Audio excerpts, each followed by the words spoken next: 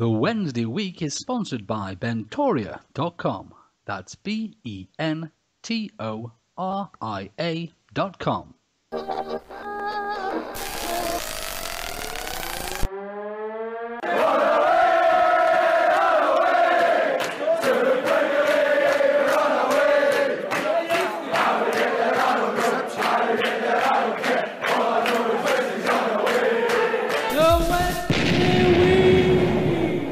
Hello there, ladies and gentlemen, and a very warm welcome to the Wednesday Wembley week, the Sheffield Wednesday Wembley podcast. I'm Lord Hillsborough, and with me on the line, first of all, we've got James. Hi there, James, old boy. We're on our way. I'm not going to lie to you guys. I am absolutely dying on my arse tonight, but we're only going to bloody Wembley.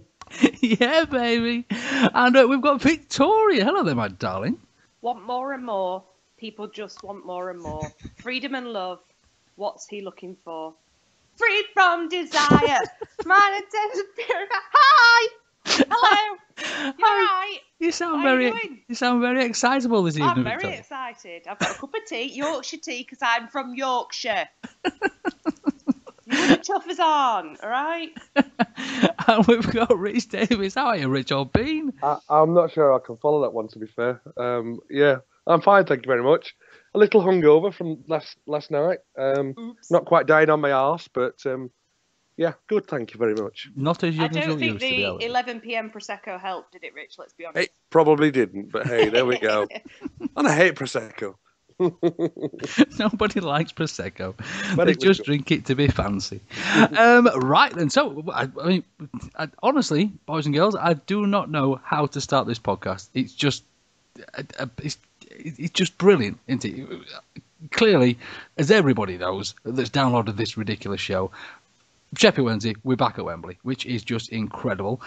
We've waited until the second semi-final has been played, so now we know that we are playing Hull as well after a valiant performance by Derby, we have to say, don't we?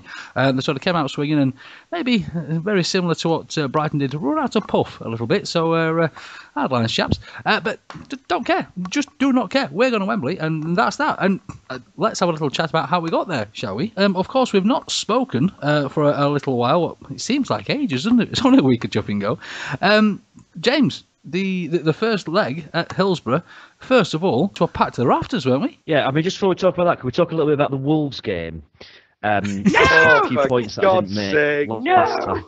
Oh, no. Yeah, so, I mean, Friday was just amazing, unbelievable. There are no, I just can't put into words how good an atmosphere that was. I don't think I've experienced an atmosphere like that at Hillsborough probably since we played Kaiserslautern in the whatever it used to be called, UEFA Cup or whatever Absolutely. It was back then. Yeah. It was just phenomenal. And where the thing with the phone lights, where that came from, I have no idea, because I'd not heard anyone talk about that before. I'd not seen it on the internet or any social media websites or anything, but that was stunning. That was one of the most beautiful sights that I've ever seen. It was My friend brilliant. was sat in the Brighton end, and she said she could have sworn there was some sort of tannoy announcement beforehand, but I'm sure there was nothing official. There was nothing. Nobody asked us to do anything, did they? It was just I just saw everyone else doing it and thought, well, while I'm filming, I'll put torch on. Why not? Everybody I spoke to was like, no, it started in a car. It started in a north stand, and there's just differing stories of where it started. But I don't think there's anything planned at all. But for me, like, I mean, James goes back to Kaiserslautern, and you go further back to the Chelsea game when we the second leg when we got through to the League Cup final. Absolutely. They all pale into significance compared to last Friday. And there was the thing for me, and Ed's not on tonight, but he'll back me up on this, is that my kids were with me, and I had that night, the best night I've ever had at Hillsborough with my children. That was just, the bee's knees, and, stuck for words on that one. And, of course, after all that loveliness, then we had a game of football, didn't we? We did. We did, and didn't we play well? Yeah, we did. We Fantastic, definitely did. But I did have a bet on 3-0 and Fessy to score within 90 minutes, so I'm a little bit annoyed, right? So as much as my tips were great at the beginning of the season, don't listen to me from now on. Your what are great? Sorry? My betting tips. Okay, tips. fine. Tips. Yeah. Just interference. So don't listen to me anymore. In fact, do bet on Hull to win 8-0. at Wembley. Just bet on it now. Let's get the odds up and let's all lose some money. Tell you what, when the day after the first leg, I watched the highlights back on TV. And I managed to compose myself quite well on Friday night. Saturday morning, watched the highlights, and when the second goal went in, I was in tears. I couldn't control my emotions. Watching it back was just amazing. And what a brilliant game of football it was as well. And I'd say that about the second leg as well, that it was two really good quality games of football. Both teams did themselves justice. I don't think Brighton played particularly bad in either game. I mean, they were incredibly unlucky in the first one. You can't really count for stuff like that. They were dropping like flies. But just a real good battle between two decent football teams. Yeah, for me it was such a we were all really nervous about before the game, but it kind of went to plan on the evening, and I thought we played really well. If we could have got the third goal, last night might not have been as stressful as it was, but 2-0 was a great start. We'd have took that, and I think part of my prediction last week was 2-0 for the home leg. So yeah, my prediction was 2-0. Yeah, but I didn't get the second leg right, did I? I think we were all a little bit surprised when the first goal that wasn't a goal went in, and it all went a bit and I was incredibly angry. Speaking of surprises, Fudgy? What you saying, Panalan? Hey! What up, brother? My apologies. I've been at a game myself tonight. I don't know if you know, there was quite an important game. It's the day after the time recording. Is the day after the Brighton game. I've been to a very important match tonight myself, but the kickoff was delayed 15 minutes. Hence my tardiness. My apologies, Lord H. So you bloody well should be. But no, going back to the first leg of the Brighton. I mean, the first goal. Do we agree with the offside? I know it doesn't really matter now, but at the time I was furious about it. Yeah, I got in a bit of a tear up in this pub down here, because obviously being quite loud and quite northern, I managed to piss everybody off in the pub that we're in, and standard. So when I said, I'm paraphrasing here. There's a lot more swearing in it, but when I said you lot are a bunch of cheaters. All of a sudden, everybody else in the pub became a Brighton fan, and it didn't go well after that. Did it go more? You're a bunch of southern cheaters, Albie. Oh yeah, there was gay slurs in there and all sorts. It was a right man. I wasn't proud of myself. I'm not lying. But it's in fact at half time. I even walked up to this lad and went, "Do you know what? It's too easy to say stuff like that to Brighton fans. That's crap banter. I'm going to come back with some better stuff. Give me a minute."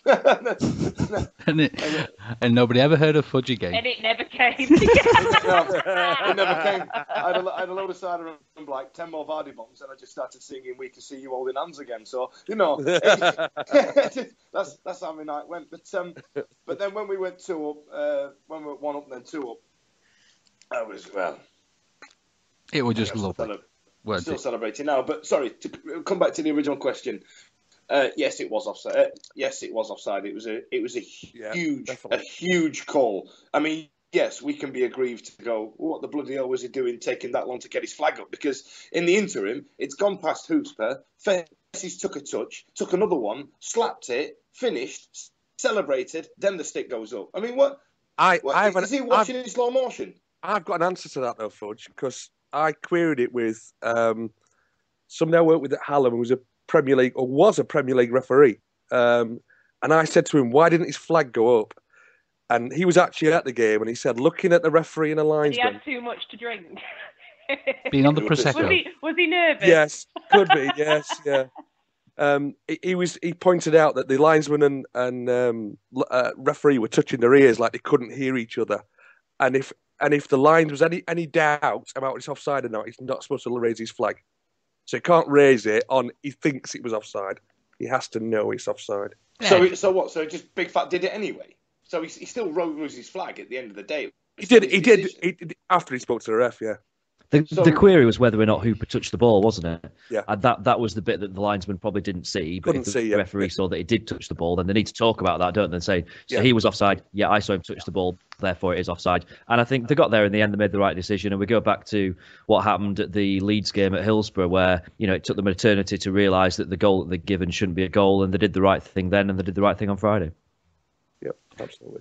Either way. And we won anyway. Who It cares? doesn't Who gives matter. us stuff? We won. Doesn't give a mucky chuff, does it? It really, really doesn't. Of course, there were 2 other goals, and the first one, Mr. Wallace, a bit of a thunder chuffer, wasn't it, boys and girls? All right, wasn't it? Before we go any further, if you want, because I think we've all forgotten a little bit, haven't we, about Friday's game, and it's kind of like a distant memory. Very kindly, Rob O'Neill has sent us the commentary for the goals from Wednesday Player on Friday night. So if you want, we can relive them and remind ourselves of how excellent they were. Does he say thunder chuffer at any point during his commentary? Well, I've not listened to it yet, so I can't tell you. So we'll find out. Yeah. Here we go. Bong will try and put it into the middle. That's not a bad looking cross, but it's caught again the safe hands of Kieran Westwood, who bowls it out and he finds Hooper, who knocks it on now. Kieran Lee returns it back towards Gary Hooper. First time pass out wide towards the right hand side. It's now with Wallace. Wallace comes inwards. Wallace will strike low. It's in! It's in! There's no stopping that goal! Wednesday do take the lead, and it's Wallace into the bottom corner, refreshed after his 3-match ban, and an absolute ripper into the bottom corner past David Stockdale, advancing Sheffield Wednesday one step closer to Wembley. It's Sheffield Wednesday 1, Brighton 0. Well, what an absolute beauty. Ross Wallace, what is he, 35 yards out?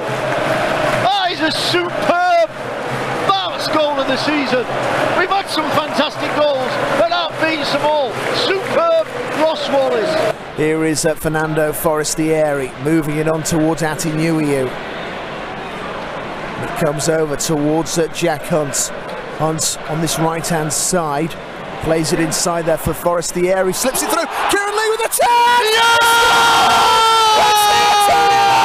And it's Kieran Lee with a fine finish. What a typical finish! Kieran Lee movement in towards the area. He just bends it into the corner. Wednesday do have a second goal. 72 minutes. It's Kieran Lee with a bursting run from midfield.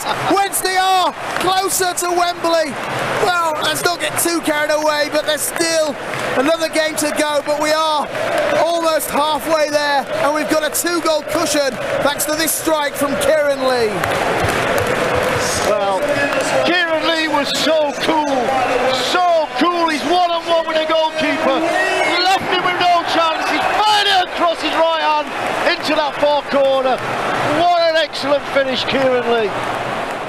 Fantastic. No thunder chuffer, but how lovely was that, T? Who's got a little tear in the eye? Listen to that, boys and girls.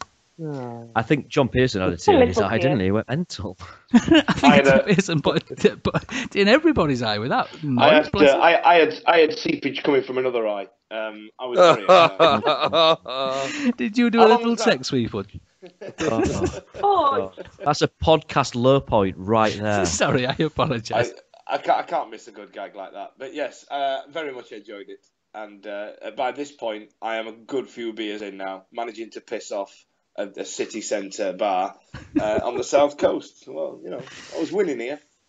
And of course, the game was won. It was marvellous. Brighton, it's a bit of a difficult this one. Can we say that Brighton were unlucky, or that Brighton didn't train properly, or they were knackered after the Borough game, or all of the above, or does it matter, or is it just stuff that we were better prepared?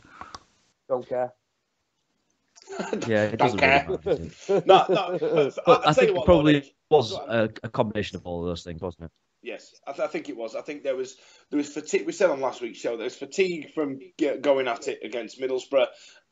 There was the fact that, in my mind, we were never going to lose that game at Hillsborough with a full crowd, and the atmosphere was just incredible, and the feedback that's been from other clubs as well is just phenomenal. And you know, there was no doubt in my mind that we were going to lose that fixture there, and Brighton could have been Man U. We were still winning.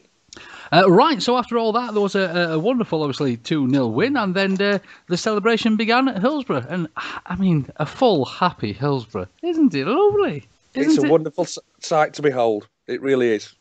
And I'm glad we didn't kind of preempt with any kind of pitch invasion like... well, we did, but it was really tragic. There was two pissed up blokes. Yeah. But yeah, we didn't preempt it like some of the clubs in the city. Yeah, absolutely. Shockingly badly as well. And of course, I mean, it all went past and we were all crapped to sell for a few days. We all had lots of palpitations, etc., etc., etc. And then we went off down to Brighton. Now, Brighton themselves, the club, the fans, the ex-players, the current injured players were trying to create a Hillsborough-type atmosphere down there, weren't they? And fair play to them. I mean, we did exactly the same to come to Hillsborough. A full Hillsborough is a scary place to be. It really, really is. And I think they were trying to emanate that down at these new plastic Amex, weren't they? They had flags. We're not allowed flags. Didn't they just turn the PA system volume up? It sounded like that when obviously we were watching it in the Roton Spring with Vic in Hillsborough, and it just sounded like that you couldn't hear Ian Holloway because they'd turned the PA system up. Yeah, I think that was one of the initial plans that they had. There was also a lovely emotional Brighton type video with Bobby and Zamora doing the emotionizing. That was wonderful. I retweeted that tonight just for the lol. That was amazing. Bobby Zamora, like, oh come on lads, you can do this. I'm not gonna play, but come on, like, shut up. There was a wonderful, wonderful poll by the Brighton poll Twitter feed that asked the question, are we going to get through to the playoff final, which may or may not have been hacked by Wednesdayites, but still, apparently 85% of them thought that they weren't going to win, and to be fair, they were right in the end. And then they waved the flags and they made the noise, and to be fair, they did come out properly swinging, didn't they? I've never known anything like the first 15 minutes of that football match, and I mean, it was stressful enough before the game even kicked off because we had a complete nightmare getting to the ground. I think there was some kind of train strike going on, so we left the pub in the centre of Brighton at 6:30, thinking we've got well over an hour to get to the ground. No, it was earlier than that. Yeah, I think it was about 6:15. Anyway, it was a decent time before kickoff. And the queue for the train was huge. In the end, they said, there's some replacement buses if you'd rather do that. We got on the replacement bus. The bus was in just a massive queue to get to the ground. So we all got off the bus and ran, and it was about a mile. So we ran for a mile to get to the match. So I was absolutely knackered by the time we got to that stadium. I had the best time. Yesterday was one of the best experiences at football I've had. You had an epic pre-match warm-up, didn't you? Yeah, my pre-match was it's not dawned on me yet. It's not actually sat in me. So it came to Saturday just after the Friday game, and we did our podcast, and I did a plea for tickets on Twitter, and I got one. Some North Yorkshire Owls, God bless him, put me in touch with a guy, and I managed to get a ticket. And I was over the moon with it. And I've been recently chatting to Lee Peacock on Twitter about trying to hook him up for a sketch that I want to do for a little video. And halfway through that conversation, I said, "Look, I'm based in Southampton. I know you're at Eastleigh. Do you want a lift?" He went, "Yeah, that'd be mint, actually. Yeah, that'd be smashing."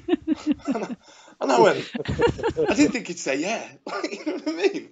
So all of a sudden, he sent me his postcode and his address, and I'm now parked outside Lee Peacock's house going, what the fucking hell happened to my life here? What's going on?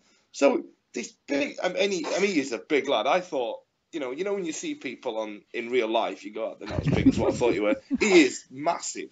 And he just made me look like a fat mess. You know what I mean? He's in absolute peak of shape. I mean, what is he? He's like 40 years old now, and he's in top shape.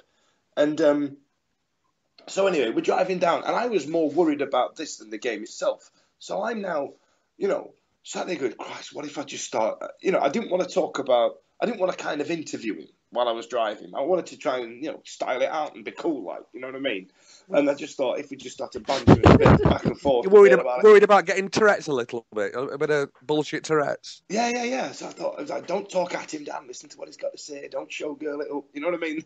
And I'm giving myself like a little pep talk because he's gone, he's getting in the car. So I've driven down, and genuinely he's one of the nicest fellas. And we got talking about his charity work that he was doing, and then we pulled up in town, and he's got his little things that he shakes, those bucket he shakes that you put your money in. He's putting his thing on. He said, "Oh, I'm going to see if I can get some, raise some money for this charity." I thought, well, all right, you know what I mean. So I dragged him to a bar that I knew from when I used to live down there, and took him to the cricketers in town. And I didn't realise that by taking him to somewhere like that I would be the bag holder. Do you know what I mean? do you remember back in the day when you used to go to American Adventure with your mum and you say, "Hold me bag, see you later"?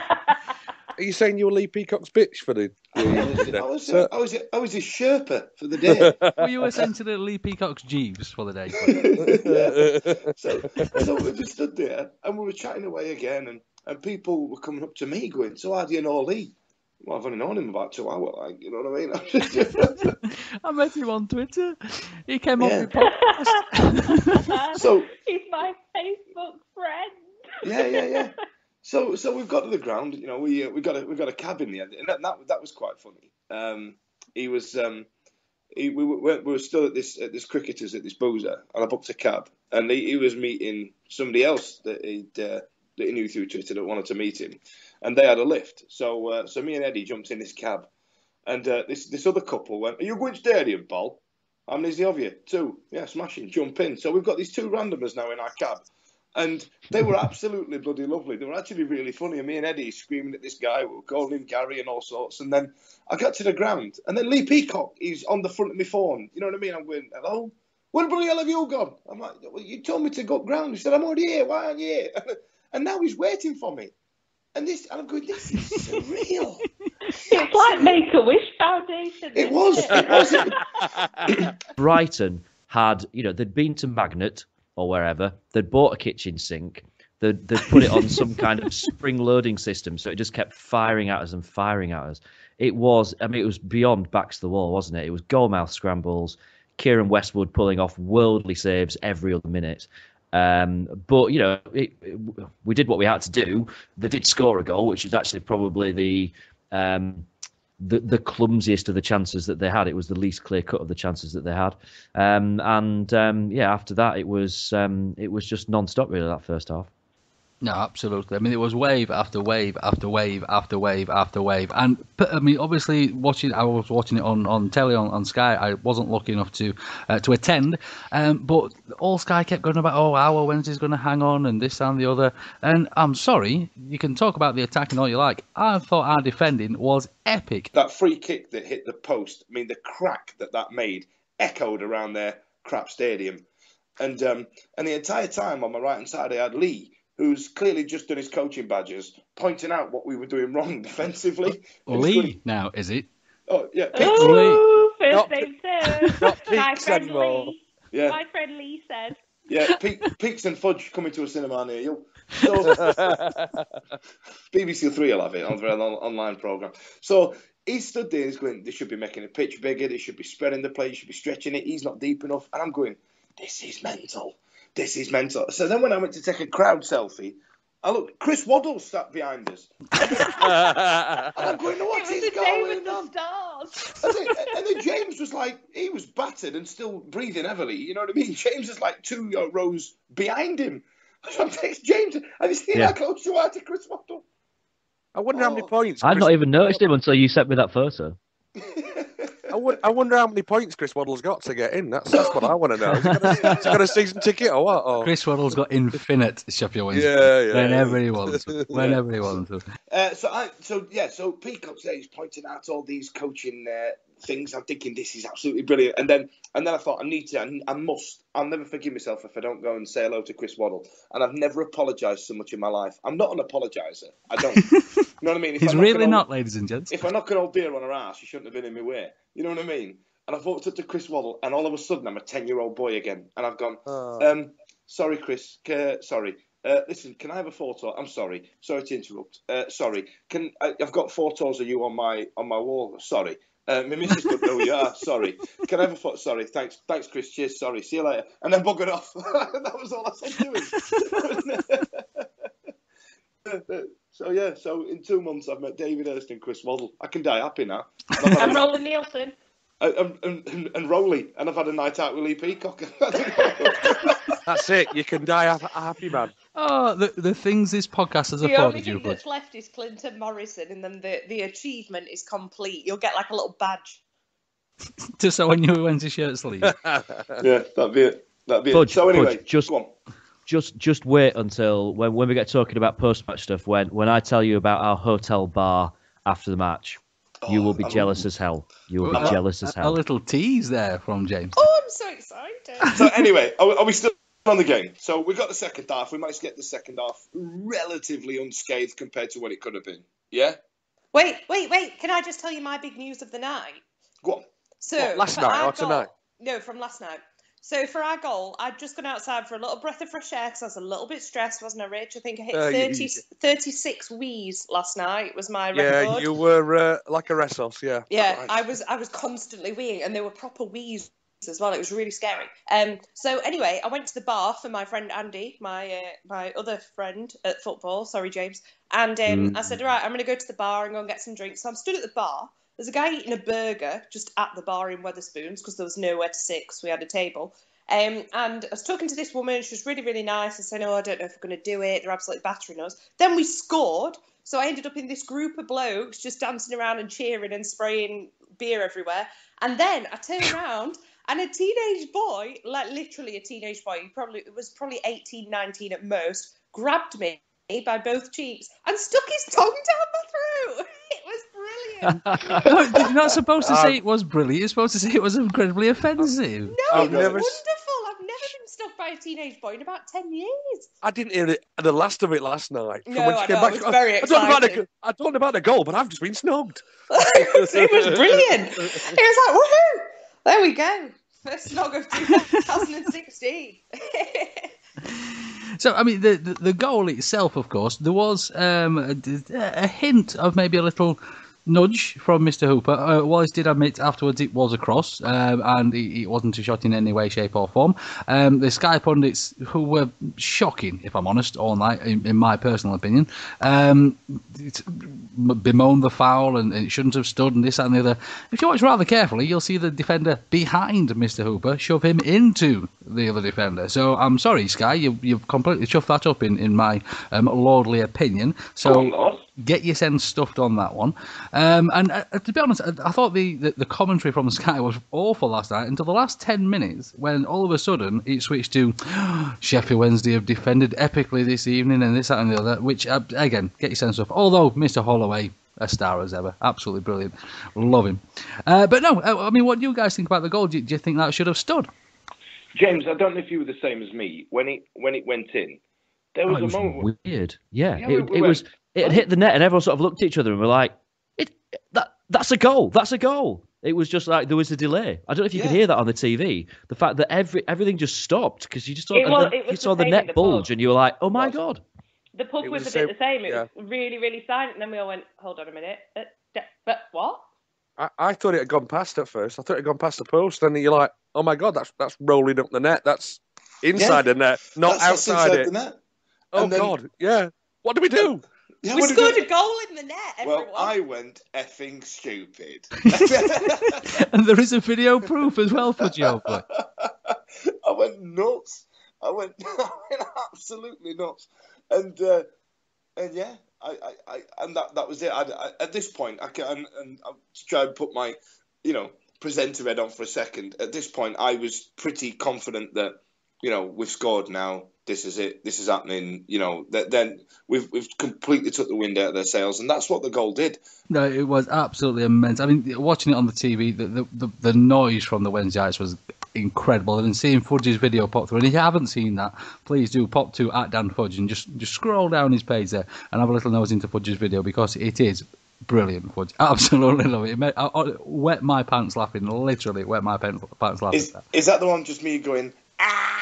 Yeah, and then sort of showing at Mr. Peacock, and somebody jumps on Mr. Peacock, and see, I'm not on first name terms with him, unfortunately, so I have to call him Mr. Peacock.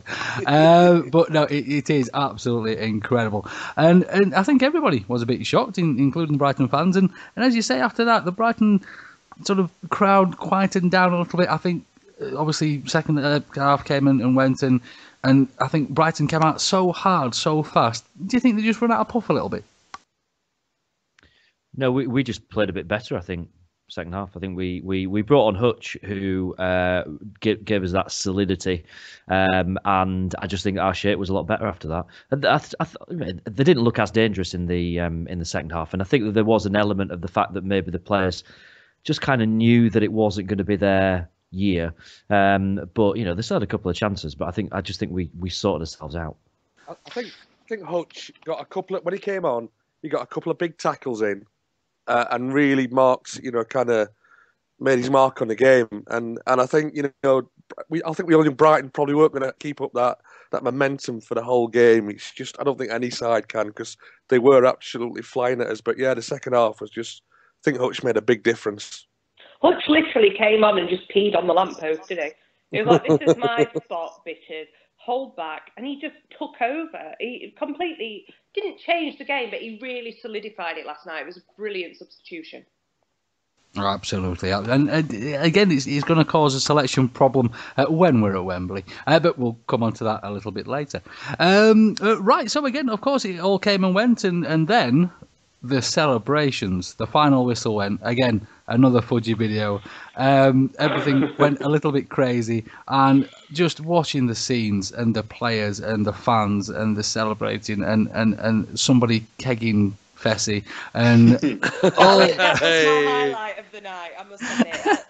That and seeing Barry Bannon in his pants on the videos just tipped it off. For me, it was when they wheeled out Semedo. And they got him on the shoulders. Wheeled out.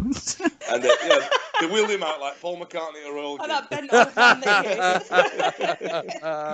And they put him on their shoulders. They gave him the Portuguese flag and the grin on that guy's face. And I tell you what, for me as well, Big Dave loves the crowd. He genuinely loves not the attention, but you know what I mean. He loves being in the adulation, and he loves. He loves getting his boys involved, and come on, guys, let's, you know what I mean? When him and Joao went, shh, and shut us all up, and then it was, being that close to see the whites of their eyes in order to see them absolutely beaming was something I'm never going to forget. They were having the best time, and they were having the best time playing for Sheffield Wednesday, and that's something that we've not had in nearly 20 years, that sort of camaraderie. And that's what drove home to me. That's what hit me, that these guys genuinely enjoy playing with each other. There was nobody out on the side. I mean, there was even a point where we all started singing Lee Bullen's name, and he kind of dismissed it a little bit and wanted it. He just gave his little wave and wanted it to be about the players, and kind of just stood out the side. He didn't make it the Lee Bullen show, which he could have easily done. You know what I mean? And incredible. One of the videos I saw of Bullen was singing the Carlos of the Dream, and it's so fantastic just to see him, with Sheffield Wednesday. He is. That's what really kind of... Yeah. And the hairs on the back of my neck are standing up now. Because he didn't just sing it, did he? Proper arms in the air, proper going for it. Like, really was singing it. And I mean, it was just...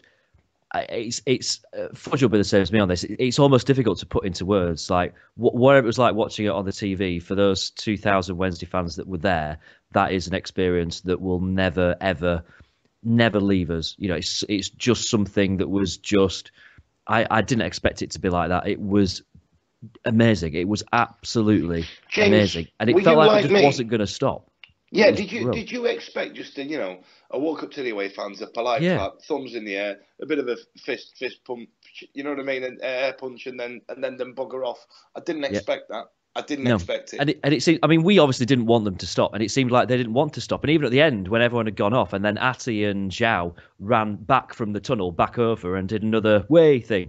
That was just brilliant. It was a bit like a music concert where they go off and then they come on and do an encore. It was like that. It was just brilliant. Do you know the best thing as well? I actually, a friend pointed out that if you download Snapchat, so I've not had this for quite a long time because I got a rude video, but now I've managed to change my settings and stuff, so Fudge can't message me anymore. If you download Snapchat and add Marco7 Matthias, all as like one word, his videos from the dressing room are unbelievable. I know we've all seen the other ones, but to actually see it from Marco Matthias's selfie stick is just unreal. They are brilliant. So add him on Snapchat. He has to add you back, I think, and then watch his story. They are bloody marvellous. Is that a euphemism, his selfie stick, by the way? I think, well, I don't know if it was. He's either got that or a really long arm. But I'm pretty sure in the crowd, I'm pretty sure like at the end he had a selfie Sorry, stick. it's what? Marco what? Marco 7 Matthias. Thank you. There you go. Don't send him any rude videos, Fudge. Check out his stick. But no, and of course, after we'd all seen everything, and after you guys had experienced that, then we got the videos coming through from the dressing room as well. And again, it's just unbelievable to see the players like that, bouncing and jumping and dancing, and we have to say, Mr. Garrido in there as well. I'm Next sorry. stop, strictly for Mr. Garrido. Oh dear. Mr. Garrido is an absolute Sheffield Wednesday legend. I adore it. We'd have all done the same. Mr. Garrido is in a perfect position to get involved with that celebration as a fan. None of us would have done anything differently, would we? So what we're all Jeff jealous Stelling, as hell, though, aren't would we? they? Jeff Stelling would have done exactly the same. He'd have been in his pants in the Hartlepool dressing room. So what we're saying is his penalties and his dancing are legendary. Exactly. Everything about the for chap. David Garrido. Everything about the chap is absolutely legendary, and obviously it was just brilliant, and then obviously it all started again, and even Lewins, the sort of old man of the group, was showing his moves with his top off and swinging himself about, and one thing, swinging himself about, that sounded wrong. Were you watching a different video of That's not on my Snapchat. That was a specialised parody that I bought off the internet, and it came in a brown folder.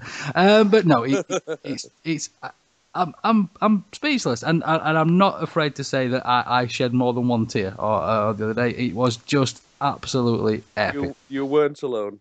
You weren't alone. I absolutely broke down at full time. Rich will tell you. By the time I got outside with my Prosecco, I had mascara all the way down my face. I looked a right mess, but I didn't care. It was a little scary. Yeah, I looked like Alice Cooper. I do remember that actually from FaceTiming after the match, that you did look a little I don't remember a little panderish. Yeah, I was a quivering wreck. But can I just also say, like, these videos and stuff, on behalf of myself and all the female population that supports Sheffield Wednesday, thank you so much for taking most of your clothes off. That was wonderful. That just made it so much better as well. I want one of those apps where you can download videos off Snapchat, because I want to keep that forever. It made it better for me. You know what I mean? I was going to say, there's plenty of bromance going on, I think, on this one. And Vic, obviously, from all the photographs and things in the dressing rooms, you made a little notice of what Mr. Westwood was wearing as well underneath his Wednesday shirt, didn't you, madam? I did, yeah. I noticed it on the big screen last night, but obviously I was absolutely smashed and emotional, so I didn't really click. But then when I got the email through today from Sheffield Wednesday saying, just the subject, we're going to Wembley, I did cry again. But then when I scrolled down, and there's a picture of them all in the dressing room with a really bad Photoshop behind them of Wembley. But Kieran Westwood is actually wearing a shirt that just says R.I.P. Carrie. And so I was like, who's Carrie? And I Googled it. And it was actually the girl that was very close to all our hearts when it happened last year. But it killed me because I used to work at Corporation. So it was the 18-year-old girl, Carrie Everest, that left Corporation and sadly never got home. She was found just off Ecclesall Road afterwards, and he actually wore that shirt last night, just saying R.I.P. Carrie, and that was just that just gave me the feels all over again, to be honest. Absolutely, and he wore it for the entire match under his keeper top, didn't he? Which is just unbelievable, absolutely unbelievable. So right, the game's finished. We've had this amazing interaction with the players, this back and forth. Peaks has decided he's had enough, rings me up and goes, where are you? It's out time. So I've gone running after Lee Peacock, my new best friend. I don't want him to get pissed off with me. You know what I mean? I'm like, yeah, Lee, whatever. And bear in mind, I was Lee, let's get tattoos on the way and at this point, I was still holding his shit. He went running down the front to get a big showbiz handshake with Lee Bullen, got absolutely mobbed, and I'm just holding his coat. You were his bitch. Yeah, I was. I was just stood there holding his what's it? I'm miming it. His collection buckets and his GoPro camera. So glad that went wrong. And Lee, can I hold your coat? Lee, would you like a pie? Lee, can I sniff it? Lee, can I sniff your coat? Do you mind? But trying to get him out of that ground, obviously in the mood that everybody was in. Oh, Lee, gives a photo. And he's so humble with it as well. He was like, I don't know why everybody thinks I'm great. I played for Wednesday when they were shit. I was like, yeah, fair point, Lee. Yeah, you did. So here's your stuff back.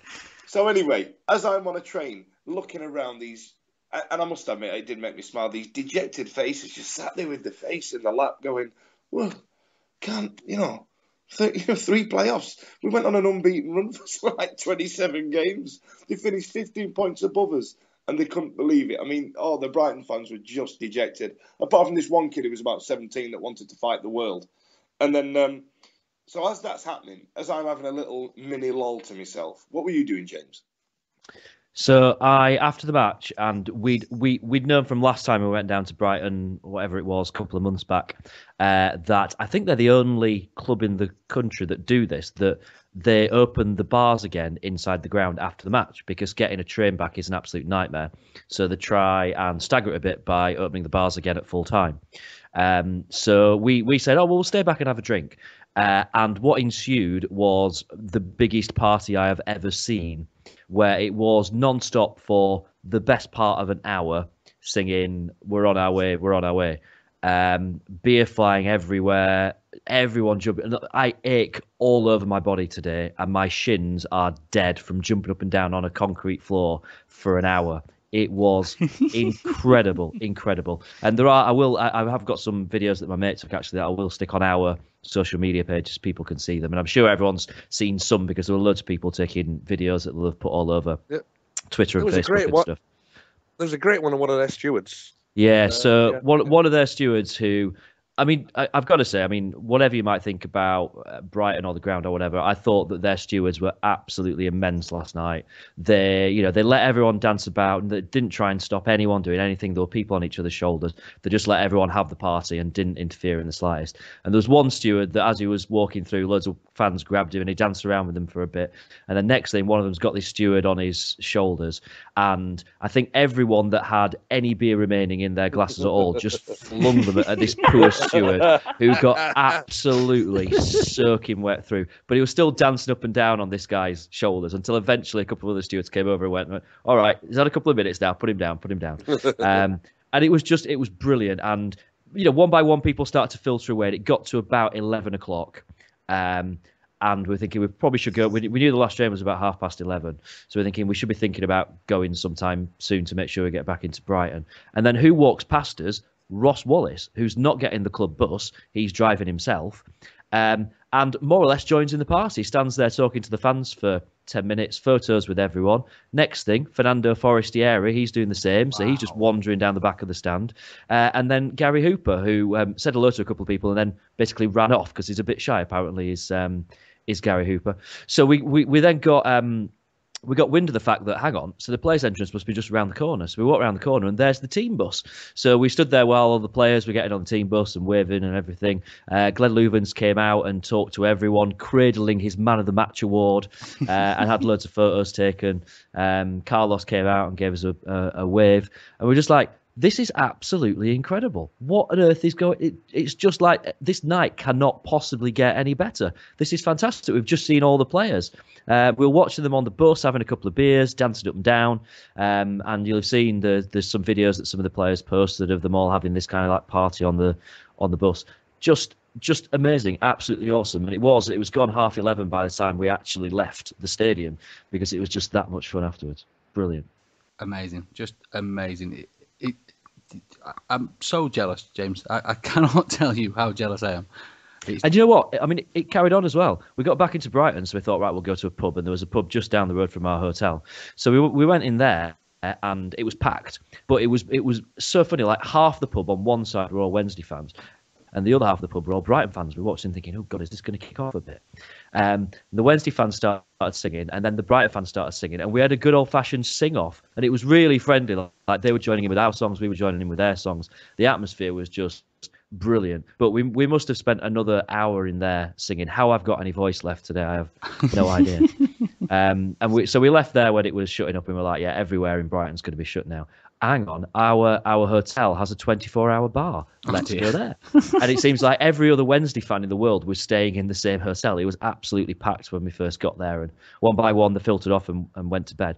And it ended up where there was me and my mate Tom sat at the table, and then there was one other table of people in the pub.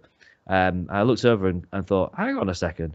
And there was, around this table, there was Brian Laws, Tango, Rob Stainton and Jonathan Buckham from Radio Sheffield, and Fudge, you're going to be so jealous of this, Dom Howson from The Star. No! All sat around, all sat around the same they table. have been seen in the same room together. We have, yeah. I have seen it, witnesses though. to prove Was that. this in the sea? Because I'm pretty sure that's where I sent it. You should have. Didn't you have a selfie with him just to just to prove the point? No, because everyone would be coming to pictures. Funny. My mate Tom did get a selfie with Brian Laws, who went to bed at about something like 2 a.m, and we made it till about 3, and then staggered off to bed. But it was. I can't put into words just what an amazing night it was. Just when you kind of think, how great's that? And then suddenly something else had happened. You'd be like, there's Brian Laws sat on that table there. Did it used to be that white? Oh, that's amazing. I'm so jealous. Do you think that is like some kind of secret Illuminati of Sheffield Wednesday when all these people get together around it? It's just a strange bunch of people. Brian Laws, Tango, just really odd. Do you know what just dawned on me then? Like, what if Tango is a media creation, like a character that the media created about 50 years ago? You know what I mean? He's getting his instructions. Yeah, this would be great for to keep the people happy, because this team's crap and it has been for a while. So what we're gonna do? We're gonna just like in Batman, we need a symbol for everybody to get behind. What we need is an overweight brummie with crap tattoos. Don't say that about Tango, bless him. We all love Tango.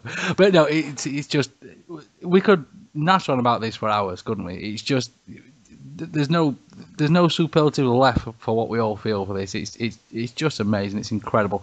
And we're going to have to go through it all again, boys and girls, because now we've got a bit of a trip to Wembley to worry about as well, haven't we? Which is, I can't even imagine. Obviously, there's going to be the normal moans about ticket prices and travel and yada yada yada yada. From what you guys have just told me there, it just doesn't make a jot of difference. It's the experience. For me, I think we should postpone Wembley chat. We'll just recap on this, live on the crest away for a week, and then next week when we record, then we'll talk about coming up Wembley, and we'll talk about the day out. Do you know what I mean? Because I think we should enjoy this one before we start going. Yeah. Well, Plus, otherwise we've got no content for next week as well. We'll talk about fucking Diggerland. and Fudge, you're only saying that now because you've now managed to find a way of getting a ticket for Wembley. If you hadn't found one yet, you'd be like, right, well, first thing I'd like to talk about is tickets for Wembley. It's a fair point. So I've got to do a big shout out. All right, we'll leave that till next week. I've got to do a big shout out to my mum, by the way, because bless her. My mum got remarried when I was about 20, and she's got 2 kids now, and they're 14. One of them's really into his football. I've took him up to Tilsbury a few times, and my mum had arranged to go on holiday to France on Friday evening, on Friday the 27th, and after last night's result, bless her, she's had to reorganise the entire holiday. So there's now going to be a point where my mum and my little brother's brother are going to be in a hotel in Folkestone or something, while my stepdad and my other brother are at Hillsborough watching the Owls. And it's weird because my mum's like me. She's very direct and she likes, organisation, which may come as a shock to you. But I like to be here, there and then. I'm very direct and I need to know times. And my mum has given them literally a piece of paper with, you've got to be here by this time, be here by that time. And then you're getting on a train to France because it's the last one from here. It's wonderful. It's wonderful. So they've got to be in Portsmouth by X time. You know what I mean? So actually, if anybody is going back to Portsmouth from Wembley, can I have you as a backup in case my idiot brother don't make it? So tonight we got the email from Sheffield Wednesday. I'm sure you all got it with the subject, "We're going to Wembley." And as is tradition, I'd just like to point out the latest additions to the club shop. How could we not? Fire away, my darling. From tomorrow, you can buy your playoff final T-shirts from the club shop. Oh. And let's be honest, they're always a bit shit, aren't they? They're like Fruit of the Loom T-shirts, but who on earth would not buy one? I shall be there tomorrow online after I've got my tickets buying 3 NAF shirts. Wonderful. Can you get me 4, please? I'll take 4, varying sizes. No, you piss off. I waited till 7:30 for your ticket on Friday from Lewis. Stood outside the bloody Lewis. cafe going, Lewis. How many priority points do you need for a playoff T-shirt? 700. So let me get this straight. So if Fudge is Mr. Peacock's Jeeves, then are you sort of Fudge's Jeeves as well? Apparently so, honestly. But I dragged everyone else down with me, so we all had to stand outside. Just like, Lewis. Is that Lewis? Are you Lewis? No. Fuck off. Like, Lewis? Are you Lewis? No. 7:30, Lewis. I'm sorry. It does actually make you sort of Mr. Peacock's Jeeves once removed, doesn't it? Kind of. Brilliant. Yeah. That's I'll how it take works. I tell you what. What today brought for me when the information got released about the tickets and stuff. I've been going. I was sat there like yesterday going, I tell you what, I've got some good mates here. I really appreciate it. I'm really lucky that I've got some good friends that will pick up a ticket for me and I can trust them to send money to their account and all that. I'm really happy. And then that email came today and I'm like, they've been getting points because I've been good at that game every bloody time. And yeah, they're going to bloody get me one, the cheeky sons. but no, seriously, thank you. I mean it. And you lot out there as well. And thank you, Lewis. Yeah, you're min. Brilliant. Utterly unbelievable. Right, then, ladies and gents, I think we should leave it there for this evening. I honestly wasn't expecting this to be a very long show, and it's turned into one, which is... Can we quickly just talk about the Wolves game? Well, we do need to gloss over. Yeah, well, while we're on this subject, Michael Turner, I thought, was really poor, and we should not be looking to sign him after his loan finishes. There's much better options out there. I thought that Lewis Dunk was really good for Brighton. Maybe he's someone we should consider putting an offer in for, because we can't have that kind of defensive performance as we did against Wolves ever again. Oh dear, I love it. Absolutely love it. It's been a pleasure as always, Fudgy. Or Pete, if people want to catch up with your incredible videoage and the rest of your Twitter nonsense, where can we do that, Albin? Get in touch with me on Twitter. Lee Peacock 76. Lee Peacock's pick. He manages his Twitter now. Well, that's it. Yeah. I think I volunteered myself to do Eastleigh Town youth team's social media. I think that's what's happened. Are you the new kit man? Yeah. I think that's going to happen. I'm going to be connected to that club by the start of next season, and I know it's going to happen. But at Dan Fudge on Twitter, or just behind Lee Peacock holding his jacket. Oh dear. Rich, Albin, if people want to go with you over there on the social medias, where can we do that? You can get me at Dickie Owl, and I also will be looking after it at TWWcast, along with the rest of you guys as well, and I'll mainly be recovering for a hangover for the next few days, getting ready for the next onslaught a week on Saturday. James, Albin, if you want to go to your nonsense over there on Twitter. Oh, in fact, no, there is no nonsense on the James feed. I think you're right with it was nonsense today anyway, when I woke up this morning and realised that all my clothes were covered in milk, and I'm like, how did that happen from going to a football match? They were absolutely covered of this stink of milk, my clothes today. And I think at some point during the party afterwards, someone grabbed all, the little sachets of milk they do. Did you fall asleep under a cow? No, I didn't fall asleep under a cow. Someone threw a load of milk sachets, everyone stamped on it, and every time someone stamped on one, there was like this spurt of milk that went psh, across and hit someone, and I think I got covered in milk. Anyway, that's beside the point. You can follow me on Twitter at James Marriott. Please don't expect anything insightful at all in the next 2 days, because I need to sleep. Seriously need to get some sleep in the next couple of days. And normally at this point I'll be saying, and I'll be in the Riverside Cafe on Saturday, or I'll be in wherever we're playing on Saturday. I have no plans for Saturday. I don't know what's everyone else doing this weekend. Shall we go to the Riverside Cafe? Yes. It's the first weekend without football for absolutely ages, isn't it? I don't know what to do. Isn't it? I'll come and play with you on Ecclesall Road. I can't. I'm making a daisy chain. That sounds like sexual assault. I won't sexually assault you. I'll come and play on my way to Dronfield. Okay. And Victoria, if people want to virtually grab you and snog off your face, my darling, where can we do that? Yes, in case you are the teenage boy that made my dreams come true last night, I am at Victoria1867. And if you're not the teenage boy? Just don't bother, to be honest. I'm not Swipe left. Swipe left. Right left. Of course, if you'd like to get hold of me over there on the Twitter, you can do that at Lord H. That's L0RD_H. You can get over the podcast at TWWcast. The Facebook has been exploding just recently as well. Again, thank you so much. Facebook's really come along leaps and bounds since Mr. Dickie Owl has been involved. Can't thank you enough, old boy. Give it over. Oh, stop it. Oh. Stop it. Oh, get a room, you two. Of course, our YouTube page has had a lot of attention just recently, so do please pop over there and see all our YouTube type nonsense as well. And just enjoy this, ladies and gents. Just enjoy yourselves. The Wednesday nights on social media have been amazing. I can't thank you enough. Sit back, enjoy it, be good, be safe, be Wembley bound, and I'll see you real soon. see you real soon.